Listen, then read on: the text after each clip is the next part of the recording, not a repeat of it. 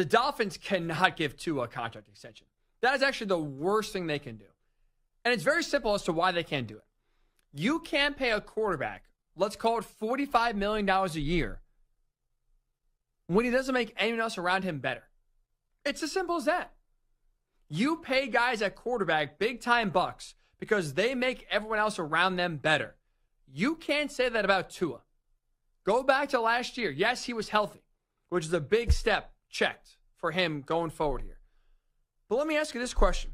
When you watch the Dolphins at any point last year, when they were top 2 in points per game and top 2 in total offense, did you ever think to yourself, wow, Tua makes Tyreek Hill such a better receiver? Jalen Waddle is such, he's a more dangerous receiver because Tua makes him better. Mike McDaniel is a much better coach because Tua is his quarterback. Did you ever think that? Or was it the opposite, where you thought, wow, Tyreek Hill really helped out Tua there? He made Tua look better. Wow, Jalen Waddle, really saved Tua's banking. Mike McDaniel is putting Tua in all these positions to succeed. That's how I watched a lot of the Dolphins games last year, thinking, wow, everyone else around Tua is making him better. So if you have a quarterback that is being elevated by the talent around him, not doing the elevating, how can you pay him big-time bucks? How can you give him a contract extension when he's being carried versus carrying the team? I don't see you can do that. I mean, quarterback, right? It's the most important position in sports. They get a lot of money in part because their job, right, really dictates how everyone else does their job, better or worse. And you want to pay your quarterback when he's able to make everyone else around him better. Patrick Mahomes is showing that. Winning 2 Super Bowls now without Tyreek Hill. He makes whoever's in that position better just because of his talent. If we took Tyreek Hill off the Dolphins next year, is anyone going to say that offense is going to be better? That they're going to, be a more dangerous team? I don't think no one's saying that. So why are you giving Tua $45 million a year when he's just average? That's what he is. He's an average quarterback, propped up by great talent around him. I don't see how you could say anything else. And how I know Tua's average, why I feel very comfortable in, if you're the Dolphins, not giving Tua an extension is because not only do you want to pay your quarterback, right, to elevate the talent around him, you also want to pay your quarterback to play well in the biggest moments.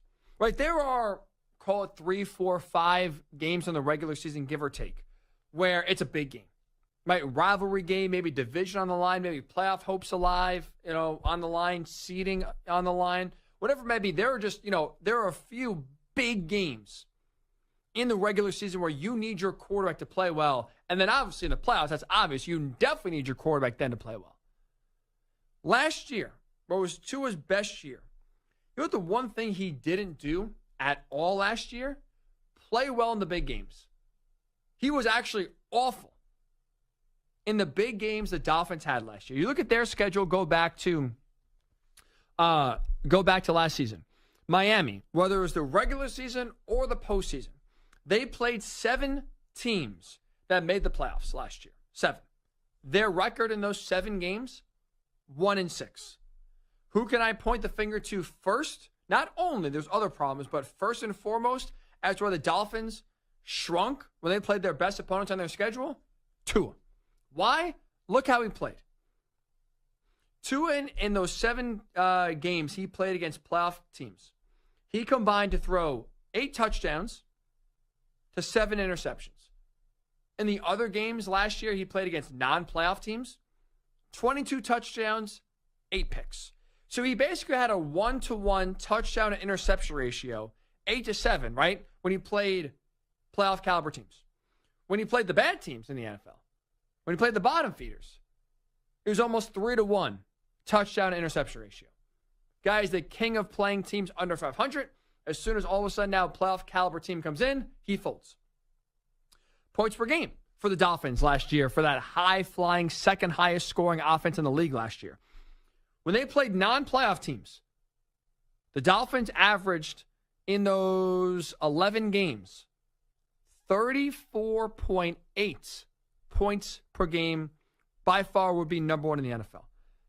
In those 7 playoff games they played last year, 7 playoff teams they played last year, that went from 34.8 to 16.1 points per game. More than half. So its touchdowns drop off almost by a third. His interceptions go up. The points per game go way down, chopped in half. When Tua plays good opponents versus when he plays bad opponents. So why would you pay Tua $45 million a year, starting point, you'd assume, for lackluster performance when you need him the most? Doesn't make any sense to me. I don't see the logic in doing it. I don't see how, if you're the Dolphins, you could convince your fan base this is the right move. If I'm the Dolphins, you know what I'm doing? I'm letting Tua play it out. No extension. Play out your fifth-year option. Let's reassess where we are at the end of the year. See how Tua does in 2024. See if there's any improvement in those big game performances. I don't think so, but maybe I'm wrong. I've been wrong once or twice before. And if there's no improvement, see what the market is next year. Because I know people right now, if they're saying, Ryan, you're an idiot, you got to give Tua an extension, your probably first reason is, well, who are they going to get that's better? Who are you bringing in that's better than Tua? And right now, I'll be honest, I don't have a name, which is why you go year by year. Reassess the market. Because now what is really becoming commonplace in the NFL is unexpected quarterbacks reaching the market. No one thought in 2020 Matthew Stafford was going to be available in that offseason. He was. Rams got him, won a Super Bowl. No one really expected Aaron Rodgers to be available the following offseason. He was. No one expected Russell Wilson to be let free by the Seahawks. He was. Now, some of those didn't work out. But my point is, it's becoming more and more popular in the NFL to have quarterbacks on the market that maybe you didn't think you had a chance to go get. And so if you're the Dolphins, look what you have right now. You have one of the best wide receiver duos in the NFL in Tyreek Hill and Jalen Waddle. You have, I would say, one of the best offensive minds in the league in Mike McDaniel as well, calling the plays, running this offense. You got a really good ground attack. And you have an offense that works even though the offensive line at times is questionable as well and the defense is questionable. They still win games and make plays. You got a good situation right now in Miami. You do. In a division where I don't trust the Jets with Aaron Rodgers. The Patriots obviously are right now bottom feeders. And the Bills are getting worse. I would still say they're the best team in the division, but the Bills got worse this offseason.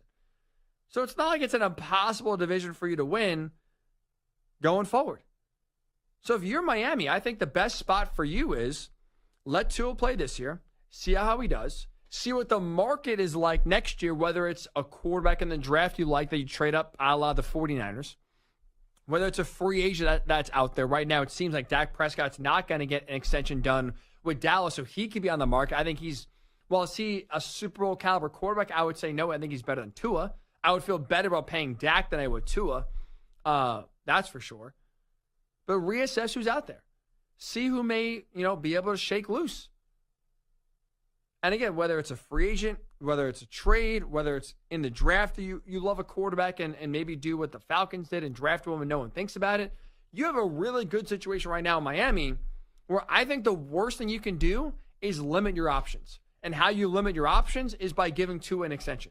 Right? If you pay him $45 million a year, we see how these quarterback contracts are how they work. There's a lot of guaranteed money up front. So if you, let's just say, extend him this offseason, well, you ain't trading him next year. You probably ain't trading the year after that.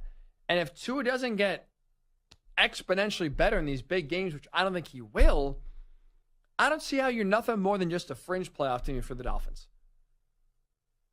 Where you could beat a lot of bad teams, maybe get lucky and beat one or two good ones, but come playoff time, you're a paper tiger. Nothing more than that. I don't think the Dolphins or their fans are just in it to be a paper tiger. To be the 7th team in the playoffs and get your ass kicked in round 1 in a cold environment. So why settle? Why settle for that? When you could, again, see what the market's like. And you know what? If there's nothing that's out there next year, no quarterback shakes free. Maybe Dak re-signs, or maybe you're not even a fan of Dak. No other quarterback is available. No one in the draft you like as well. Franchise Tua. Cowboys did it with Dak. Ravens did it with Lamar. Now, I know they got an extension done before he played on the tag, but they let him play out his fifth-year option, franchise tagged him before eventually getting a deal done. Go year by year with Tua. Keep your flexibility to pivot. You know who did that? The Vikings. Kirk wanted a bigger deal. He wanted more guaranteed money. Minnesota said, we can't really do that. We got to maintain flexibility because we think we're going to draft your replacement in a year or two. And that's why Kirk Cousins left Minnesota to go to Atlanta. Minnesota kept their flexibility, kept their options open to where they're able to draft J.J. McCarthy, and there's no overlap. Keeping your options open, I think it is paramount right now for the Dolphins. That you have to do it. With where they are right now, with Tua's limitations, I think giving Tua right now an extension is the worst possible thing you could do if you're the Dolphins. Which is why you can't do it. Maintain flexibility. Don't pay a quarterback $45 million a year that can't elevate your roster, can't make him any better, that instead is propped up by those guys around him and doesn't play well in big games. Don't make that mistake of them being handcuffed to Tua with no out and Tyreek Hill only getting older. Strike while the iron is hot, go year by year with Tua, and see if you can make a big-time move here for a quarterback that could shake free in what it would be a tremendous landing spot for a quarterback going to Miami.